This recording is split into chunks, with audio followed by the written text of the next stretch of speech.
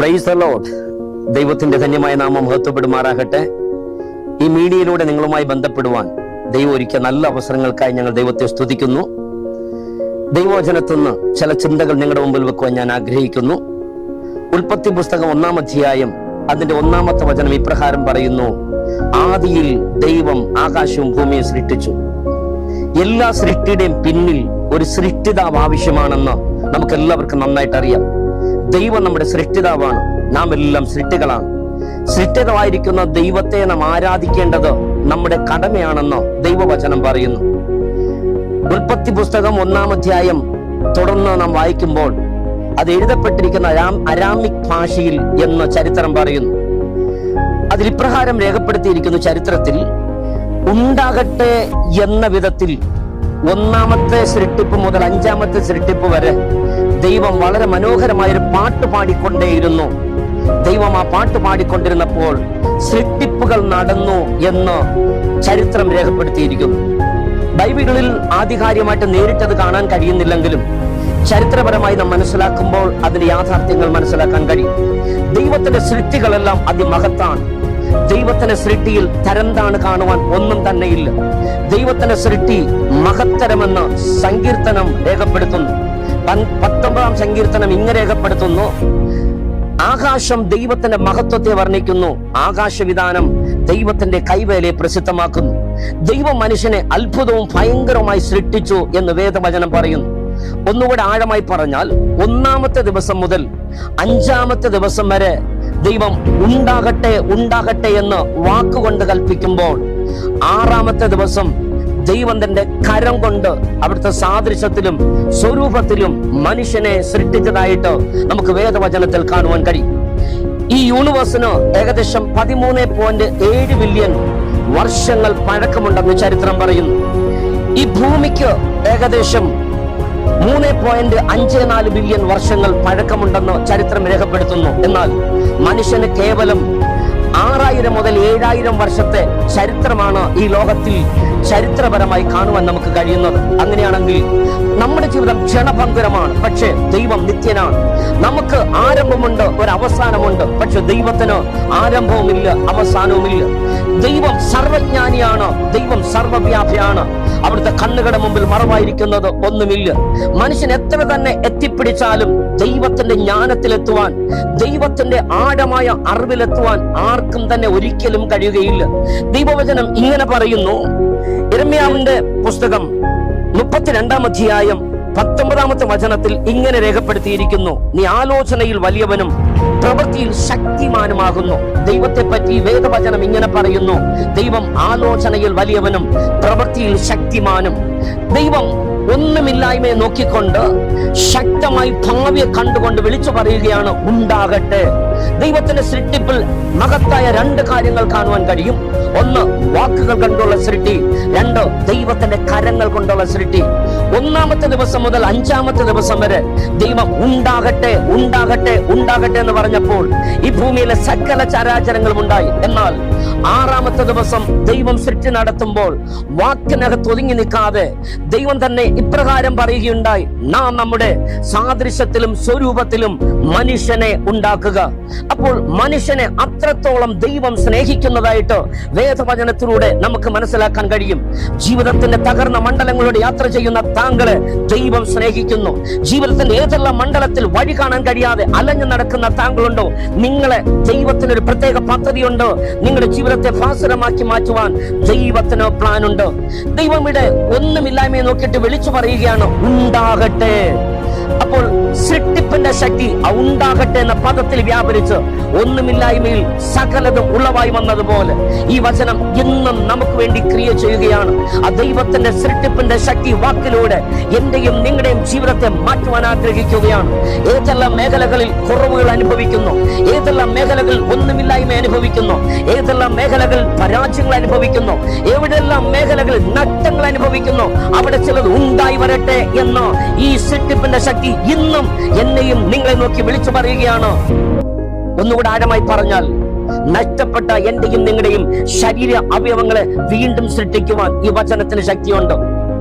നിങ്ങളുടെ ജീവിതത്തിൽ ഇല്ല എന്ന് പറയുന്ന ഏത് വിഷയമാണോ അതിനെ മടക്കി കൊണ്ടുവരുവാൻ ദൈവവചനത്തിനും ദൈവത്തിനും ശക്തിയുണ്ട്. ഒത്തിരി ചരിത്രങ്ങൾ, ഒത്തിരി അനുഭവങ്ങൾ എനിക്ക് പറയുവാൻ കഴിയും.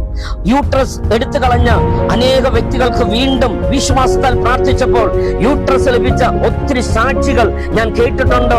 അവർക്ക് ജനിച്ച കുഞ്ഞുങ്ങളെ ഞാൻ കണ്ടിട്ടുണ്ട്. അങ്ങനെയാണെങ്കിൽ ഇന്നും ദൈവത്തിന്റെ സൃഷ്ടിപ്പിന്റെ ശക്തി കുറഞ്ഞു പോയിട്ടില്ല. നിങ്ങളുടെ ജീവിതത്തിന്റെ ഏത് തകർന്ന മണ്ഡലത്തിലും ഇറങ്ങി വന്ന് പ്രവർത്തിപ്പാൻ ദൈവത്തിന് ശക്തിയുണ്ട്. അവിടുന്ന് സൃഷ്ടാവായ ദൈവം അത്രേ. എന്റെയും നിങ്ങളുടെയും അവയവങ്ങളെ സൃഷ്ടിച്ച ദൈവം, എന്റെയും നിങ്ങളുടെയും ഇന്റേണൽ ഓർഗൻസിനെ സൃഷ്ടിച്ച ദൈവം, എന്റെയും നിങ്ങളുടെയും എക്സ്റ്റേണൽ ബോഡി പാർട്സുകളെ സൃഷ്ടിച്ച ദൈവം അതിന്റെ കുറവുകളെ തീർക്കുവാൻ ഇന്നും ശക്തനാണ്. ഏതെല്ലാം മേഖലകൾ നിങ്ങൾ മനസ്സ് തകർന്ന് വേദനപ്പെട്ട് കരഞ്ഞുകൊണ്ടിരിക്കുന്നു, അവിടെ നിന്നുകൊണ്ട് ദൈവമേ എന്നോട് കരുണ തോന്നണമെന്ന് പറഞ്ഞാൽ അസൃഷ്ടമായ ദൈവം നിങ്ങളുടെ ജീവിതത്തിന്റെ ആഴങ്ങളിലേക്ക് ഇറക്കി വന്ന് സൃഷ്ടിപ്പുകൾ നടത്തുമത്രേ. ഹല്ലേലൂയ. വിശ്വസിക്കുന്നവർക്ക് ആമീൻ എന്ന് പറയാം. രണ്ടാമതായി, ദൈവം തന്റെ സാദൃശ്യത്തിലും സ്വരൂപത്തിലും തന്റെ കൈകൊണ്ട് മണ്ണിൽ നിന്ന് മണ്ണ് കുഴച്ച് മനുഷ്യന്റെ രൂപമുണ്ടാക്കി, ദൈവത്തിന്റെ രൂപമുണ്ടാക്കിയിട്ട് മനുഷ്യന്റെ മുക്കിൽ ജീവശ്വാസം ഊതി എന്ന് വേദവചനം നമ്മെ പഠിപ്പിക്കുന്നു. ഒന്നുകൂടെ ആഴമായി പറഞ്ഞാൽ, അത്രത്തോളം മനുഷ്യനെ സ്നേഹിച്ചതുകൊണ്ട് ദൈവത്തിന്റെ കരവിരുതും ദൈവത്തിന്റെ ജീവശ്വാസവും നമ്മളിലേക്ക് പകരപ്പെട്ടിരിക്കുന്നത് കൊണ്ട് ഈ പ്രകൃതിയിൽ തരംതാണ വിധത്തിൽ കിടക്കുന്ന മറ്റ് ജീവജാലങ്ങളെ പോലെ തരംതാണ് പോകേണ്ട വ്യക്തിത്വമല്ല നമ്മൾ. നമ്മൾ ദൈവതുല്യരായി സൃഷ്ടിക്കപ്പെട്ടിരിക്കുന്നത് കൊണ്ട് സമൂഹത്തിൽ മാന്യരായി ജീവിക്കണം എന്ന് ദൈവം നമ്മെ കുറിച്ച് ആഗ്രഹിക്കുന്നു.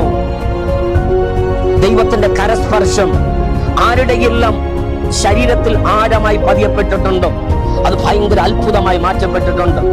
താങ്കളുടെയും ജീവിതത്തിൽ ദൈവത്തിന്റെ ഒരു കരസ്പർശം വേണമെന്ന് താങ്കൾ ആഗ്രഹിക്കുന്നുവെങ്കിൽ സൃഷ്ടാവാം ദൈവം നിങ്ങളുടെ അരികിലേക്ക് കടന്നു വരും. നിങ്ങളുടെ ശരീരത്തെ തൊടും, നിങ്ങളുടെ ജീവിതത്തെ തൊടും. നിങ്ങളുടെ ജീവിതത്തിൽ ഏത് മേഖലയിലാണോ ദൈവത്തിന്റെ സ്പർശനം ആവശ്യമാണ് എന്ന് നിങ്ങൾ ചിന്തിക്കുന്നത്, അവിടേക്ക് ദൈവ സാന്നിധ്യം ഇറങ്ങി വരും. യേശു നിങ്ങളുടെ അരികിലേക്ക് ഇറങ്ങി വരും. ദൈവം നിങ്ങളുടെ റൂമിനകത്ത് ഇറങ്ങി വരും. നിങ്ങളെ തൊടേണ്ടതാണെങ്കിൽ തൊടും, തലോടേണ്ടതാണെങ്കിൽ തലോടും, നിങ്ങളോട് വാക്ക് പറയേണ്ടതാണെങ്കിൽ വാക്ക് പറയും, നിങ്ങളെ സ്പർശിക്കേണ്ട തലമാണെങ്കിൽ സ്പർശിക്കും. അപ്പോൾ മുതൽ നിങ്ങൾ അത്ഭുതമായി മാറ്റപ്പെടുകയാണ്. എവിടൊക്കെയാണോ നിങ്ങൾ ജീവിതത്തിൽ അമാനുഷികമായ ഒരു സ്പർശനം എനിക്ക് വേണം, അമാനുഷികമായിട്ടൊരു കൈമാറ്റം എനിക്ക് വേണം, ദൈവികമായിട്ടുള്ള ഒരു അനുഗ്രഹം എനിക്ക് വേണമെന്ന് നിങ്ങൾ ആഗ്രഹിച്ച് പ്രാർത്ഥിച്ചു കൊണ്ടിരിക്കുന്നു, ആ വിഷയത്തിൽ ഒന്നുകൂടെ ദൈവത്തോട് ആഴമായി അടുത്തു വരിക. ദൈവത്തിന്റെ പ്രവൃത്തി നിങ്ങളുടെ ജീവിതത്തിൽ വെളിപ്പെടേണ്ട സമയമായി. ഹല്ലേലൂയ.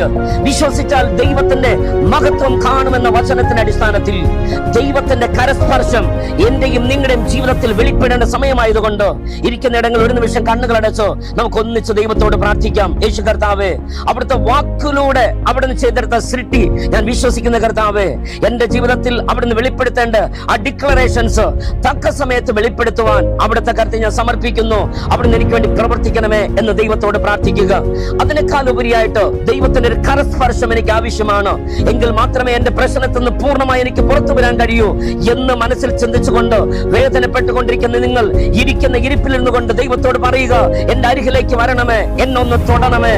അവിടുന്ന് ആ മണ്ണിനെ കുഴച്ച് രൂപമുണ്ടാക്കി ജീവശ്വാസം ഊതി കർത്താവെ അവർ മനുഷ്യനായി മാറ്റിയതുപോലെ അവിടുന്ന് ആഗ്രഹിക്കുന്ന വിധത്തിൽ എന്റെ ജീവിതത്തെ മാറ്റണമേ എന്ന് ആത്മാർത്ഥമായി പ്രാർത്ഥിക്കുക. ഒരു നിമിഷം ഞാൻ നിങ്ങൾക്ക് വേണ്ടി പ്രാർത്ഥിക്കാൻ വേണ്ടി ആഗ്രഹിക്കുന്നു. ജീവിതത്തിൽ എവിടെയോ തകർന്നുടഞ്ഞൊരു പാത്രം പോലെ നിങ്ങൾ തകർന്നുടഞ്ഞ ഒരു വ്യക്തിത്വമാണ് എങ്കിൽ ഇന്ന് രാത്രി ദൈവത്തിന്റെ സ്പർശനം നിങ്ങൾക്ക് ആവശ്യമാണ്. ദൈവത്തിന്റെ ഇടപെടൽ നിങ്ങൾക്ക് ആവശ്യമാണ്. ദൈവത്തിന്റെ തലോടൽ നിങ്ങൾക്ക് ആവശ്യമാണ്. നിങ്ങളുടെ ഹൃദയത്തിന് ആവശ്യമായ സമാധാനം തരുവാൻ, ശാന്തത തരുവാൻ, സ്വസ്ഥത തരുവാൻ ദൈവത്തിന് കഴിയും.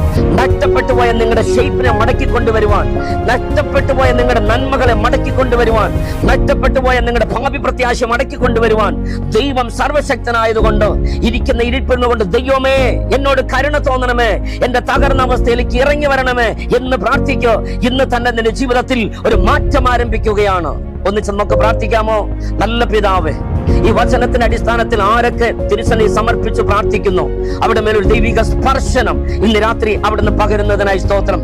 അവിടുന്ന് വാക്കുകൊണ്ട് സൃഷ്ടിച്ച സൃഷ്ടിയേക്കാൾ ഉപരിയായി അവിടുത്തെ കരസ്പർശനം മനുഷ്യന് വേണ്ടി അവിടുന്ന് വെളിപ്പെടുത്തിയതുപോലെ ഇന്ന് രാത്രി ഞങ്ങൾ ഒരു മനമായി പ്രാർത്ഥിക്കുമ്പോൾ തന്നെ ആവശ്യബോധത്തോട് കർത്താവ് യോഗ്യതയോടുകൂടി ആരൊക്കെ പ്രാർത്ഥിക്കുന്നു അവരുടെ മേലെല്ലാം ഭയങ്കര ഒരു സ്പർശനം ഉണ്ടാകുവാൻ, ഇന്നു മുതൽ അവരുടെ ജീവിതത്തിൽ മാറ്റങ്ങൾ സംഭവിപ്പാൻ, കർത്താവെ നഷ്ടങ്ങൾ മടങ്ങി വരുവാൻ, ഇല്ലാത്തത് ഉണ്ടായി വരുവാൻ, അസാധാരണമായ ദൈവപ്രവൃത്തികൾ വെളിപ്പെടുവാൻ, അവരുടെ അത്ഭുത സാക്ഷികളായി മാറുവാൻ അവിടുന്ന് കൃപ ചെയ്യുന്നതിനായി സ്തോത്രം. ഇതിൽ കൂടെ വെളിപ്പെടുന്ന എല്ലാ മാന മഹത്വം പുകഴ്ച അങ്ങേക്ക് മാത്രം ഞങ്ങൾ അർപ്പിക്കുന്നു. മഹത്വത്തോടെ നിർത്താട്ടോ, ജനത്തെ അവിടുന്ന് ആശീർവദിച്ചാട്ടോ, യേശുവിന്റെ നാമത്തിൽ തന്നെ.